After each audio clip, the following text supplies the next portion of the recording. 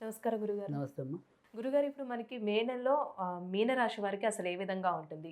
అంటే కొన్ని గ్రహాల మార్పు గూడా ఉంది కాబట్టి ప్రభావం ఏ విధంగా చూపిస్తుందంటారు? తప్పకుండా.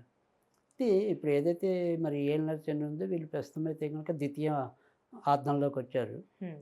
సో, ఇక్కడి నుంచి ముఖ్యంగా శని అనేది శరీర భావం మీద అంటే ఆళ్ళ రాశిలోనే ఉండటం అనేది ఒకటి. హ్మ్. తర్వాత మరి ఏదైతే మరి అష్టమాధిపతి కూడా ప్రస్తుతం ఇంకా ఇదే రాశిలోనే ఉన్నాడు శుక్రుడు. హ్మ్. సో, అందుకని ఆరోగ్య విషయాల్లో కొంతవరకు జాగ్రత్త తీసుకోవటం అనేది ఈ నెలలో కూడా వీళ్ళకున్నంత వరకు. అంటే ముఖ్యంగా ఏదైనా సరే సడెన్‌గా ఈ ఇన్ఫెక్షన్ యూరినరీ ఇన్ఫెక్షన్స్ అవ్వచ్చు, ఇతర ఇన్ఫెక్షన్స్ అవ్వచ్చు. సో, ఈ ఇన్ఫెక్షన్స్‌కి సంబంధించినవి ఏవైనా సరే ఎక్కువ శాతం అనారోగ్యాలు రావడానికి ఉంటాయి. ఇప్పుడు వైరల్ ఫీవర్‌లు, డెంగీ ఫీవర్‌లు ఇలా అప్పటికప్పుడు వచ్చేవి ఏవైనా సరే. హ్మ్. సో, ఇలాంటి అనారోగ్యాలు కొంతవరకు రావడానికి ఎక్కువ అవకాశం అనేది ఒకటి. ఇక తర్వాత రెండోదొచ్చేప్పటికేంటంటే మే 18 వరకు కూడా హ్మ్. వీళ్ళకి కూడా గత కొద్ది కాలంగా గానీ, కొద్ది నెలలుగా గానీ, కొద్ది సంవత్సరాలుగా గానీ, ఈ భార్యాభర్తల విషయంలో ఏవైనా సరే కొంత హెచ్చుతగ్గులు గానీ, ఇలా అనుకోకుండా దూరం దూరంగా ఉండే పరిస్థితులు గానీ, అలాంటి వాటి నుంచి బయటకొస్తారు. హ్మ్. సో, మే 18 నుంచి క్రమంగా మళ్ళీ వాళ్ళు కొంత ఒకటవ్వటానికి గానీ, లేదు వాళ్ళ మధ్య మళ్ళీ అనురాగం చిగురించడానికి గానీ, హ్మ్. ఇలాంటి పరిస్థితి మళ్ళీ మే 18 నుంచి వీళ్ళకి నెలకొంటాయి. తర్వాత సంతాన విషయంలో ఏదైనా సరే తరచూ వీళ్ళు ఒక రకమైన ఆందోళన, ఆదుర్ద, ఏదైనా సరే సంశయం హ్మ్. ఇలాంటివన్నీ ఎదురవుతుంటే గనక వాటి విషయంలో కూడా ఒక స్పష్టమైన అవగాహనకి రావటం, ఒక నిర్ణయానికి రాగలగటం ఇలాంటివన్నీ కూడా ఈ నెలలో ఎక్కువ ఉంటాయి. హ్మ్. తర్వాత కవులు, క్రీడాకారులు, కళాకారులు ఇలాంటి వాళ్ళు ఎవరైతే ఉంటారో అంటే సాంస్కృతిక రంగానికి సంబంధించిన వాళ్ళు. అవును. సో, ఈ సాంస్కృతిక రంగంలో ఉన్న వారందరికీ కూడా ఇప్పుడు నెమ్మది నెమ్మదిగా అవకాశాలు మెరుగుపడతాయి. హ్మ్. సో, బాగా ముందుకెళ్ళటం అనేది ఉంటుంది. గురుగారు అయితే ఇప్పుడు విదేశీయానం ఉందంటారండి ప్రయత్నాలు చేసే వాళ్ళకి? విదేశీ ప్రయాణం అయితే గనక ఇప్పుడే కాదు ఇంకా కొద్ది నెలల పాటు విదేశాలకు వెళ్ళాలంటే గనక ఖచ్చితంగా సాధ్యం అవ్వటం అనేది ఉంది. హ్మ్. అయితే ఎక్కువ ఏంటంటే కొద్దిగా ఉత్తరాభాద్ర నక్షత్రంలోనే ప్రస్తుతం అనేది శని సంచరించడం అనేది జరుగుతుంది ప్రస్తుతం మే నెలలో. కనుక ఉత్తరాభాద్రతో పోలిస్తే గనుక ఇటు పూర్వభాద్ర గాని, రేవతి నక్షత్రం వాళ్ళకి గాని మరింత మంచి అవకాశాలు ఎక్కువుంటాయి. హ్మ్. తర్వాత ఈ వివాహ ప్రయత్నాలనేవి కూడా ఏవైతే ఉంటాయో, వాళ్ళకి ఈ పూర్వభద్ర, రేవతి వాళ్ళకి ఇంకొద్దిగా మెరుగుపడతాయి. హ్మ్. ఈ ఉత్తరాభాద్రలోనే ప్రస్తుతం శని సంచారం అనేది ఉంటుంది కాబట్టి, ఉత్తరాభాద్ర నక్షత్రం వాళ్ళు మటుకు బాగా మొండిగా పోరాడితే తప్ప అవ్వవు. అవును. అంటే అది అవుతే అవుతుందిలే అన్నట్టుగా వదిలేస్తే మనకి అవ్వదు. అది వాయిదానే పడతది. హ్మ్.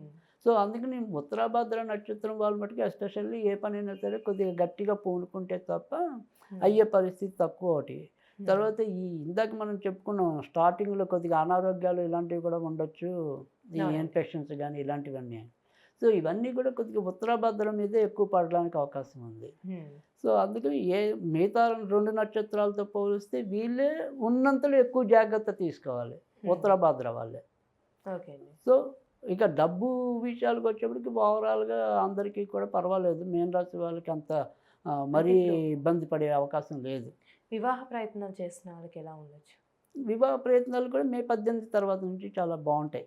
హ్మ్. సో, మే 18 దాకా మాత్రం చెప్పలేం. సంబంధాలు దగ్గర దాకా వచ్చి కూడా ఏదో రకంగా వాయిదా పడటం గానీ, కొంత ఇబ్బంది పెట్టడం గానీ ఉండొచ్చు. కానీ మే 18 నుంచి చాలా బాగా ముందుకెళ్ళిపోవటం అనేది ఉంది. తర్వాత తర్వాత ముఖ్యంగా వచ్చే నెల గ్రహస్థితి మరింత మెరుగ్గా ఉంటుంది వీళ్ళకి. హ్మ్. సో, అందుకని మే 18 నుంచి ఖచ్చితంగా చేసుకోవచ్చు. ఆ ప్రయత్నాల్లో ఇబ్బందేం లేదు. ఓకే సో, అండి. విజయం సాధించడం అనేది ఉంటుంది. అయితే ఎలాంటి విషయాల్లో వీళ్ళు జాగ్రత్త వహించాలంటారు ఈ మే నెలలో? అంటే మే నెలలో 2 విషయాల్లో జాగ్రత్త వహించాలి.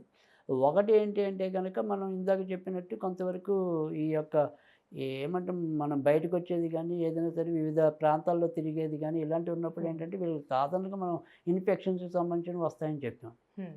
సో, అందుకని ఆ అట్మాస్ఫియర్ అనేది ఎలాంటిది అనేది కొంతవరకు అబ్జర్వేషన్ అనేది అవసరం వీళ్ళకి. సో, అంటే తప్పనిసరి అయితే తప్ప సాధ్యమైనంత వరకు కొత్త ప్రదేశాలకి వెళ్ళకుండా ఉండటం అనేది. హ్మ్. ఇప్పుడు మనం వృత్తి ఉద్యోగాల్లో తప్పనిసరిగా వెళ్ళాల్సొస్తుంది కొన్ని కొన్ని అవును. సార్లు. సో, అలా కాకుండా మనం ఏదైనా సరే వెళ్ళటము ఇంట్రెస్ట్‌గా అనుకుంటే కొద్దిగా ఈ నెల కొంత ఆపుకోవటం మంచిది. ఈ నెలలో హ్మ్. మెయిన్ ఏదైనా సరే ఇలా ఇన్ఫెక్షన్స్ అనేవి జనరల్‌గా అక్కడ ఉండే అట్మాస్ఫియర్ బట్టి వస్తుంటాయి. అవును. సో అందుకని ఆ రకంగా కొంతవరకు జాగ్రత్త తీసుకోవటం అనేది ఒకటి. తర్వాత ప్రస్తుతం ఏదైతే మనకి ఈ అష్టమాధిపతి రాశిలో ఉన్నాడు కాబట్టి మెయిన్ ఏంటంటే వీళ్ళెవరికి ఈ మధ్యవర్తిత్వాలు ఉండటం మీడియేటర్‌గా. సో వీళ్ళు మేము బాధ్యత వహిస్తాంలేండి అని కొంతమంది థర్డ్ పార్టీగా వీళ్ళు నిలబడుతూ ఉంటారు. సో అవును. అలాంటివి చేయకూడదు ఈయనలో. హ్మ్. సో ఈ మధ్యవర్తిత్వాలకి కొంతవరకు బ్రోకరేజింగ్ హ్మ్. అలాంటి వాటికి కొంతవరకు దూరంగా ఉండటం అనేది ఈ నెల వరకు. హ్మ్. ఇది కొంత రైట్ కాదు ఈ నెల. ఈ 2 విషయాల్లో కొంతవరకు జాగ్రత్తగా ఉంటే మిగతావన్నీ పర్వాలేదు. ఆర్థికంగా, చెప్పంగా హ్మ్. పెళ్ళిళ్ళు కూడా మే 18 తర్వాత నుంచి ముందుకెళ్తారు. So okay. అందుకని ఓవరాల్‌గా పర్వాలేదు. పరిహారం అంటూ ఇంకా మెరుగైన ఫలితం రావాలంటే ఎలాంటి విధంగా చేస్తే మంచిదంటారు? రైట్. వీళ్ళు కూడా ఈ నెలలో అయితే గనుక సుబ్రహ్మణ్య స్వామిని ఎక్కువగా ఆరాధించాల్సి ఉంటుంది. హుహు. సో మనకి మనం చెప్పుకున్న మొదట్లోనే మంగళవారం గానీ, గురువారం గానీ సుబ్రహ్మణ్య స్వామికి సంబంధించిన పూజలు ఎక్కువగా చేసుకోవాలి. సో సుబ్రహ్మణ్య కరావలంబ స్తోత్రం అని ఉంటుంది. హ్మ్. సో ఆ సుబ్రహ్మణ్య కరావలంబ స్తోత్రం అనేది ప్రతిరోజు ఒకసారి చదువుకోవటం అనేది ఒకటి. ఒకవేళ అది కూడా మాకు రాదు అనుకుంటే గనక ఓం సర్వణోద్భవాయ షణ్ముఖాయ నమః. ఓం సర్వణోద్భవాయ షణ్ముఖాయ నమః. అది వీలైనన్ని సార్లు పఠించుకోవటం అనేది ఒకటి. హ్మ్. సో ఇవి కూడా ఏమీ కాదు అంటే వీళ్ళు కూడా మంగళవారాల పూట కొద్దిగా బెల్లం కలిపిన నీరు ఏదైనా సరే చెట్టు లేదా మొక్క మొదల్లో వేసినట్టయితే మరిన్ని మంచి ఫలితాలు వస్తాయి. ఓకే అండి. మంచి పరిహారం తెలియజేశారు. ధన్యవాదాలు.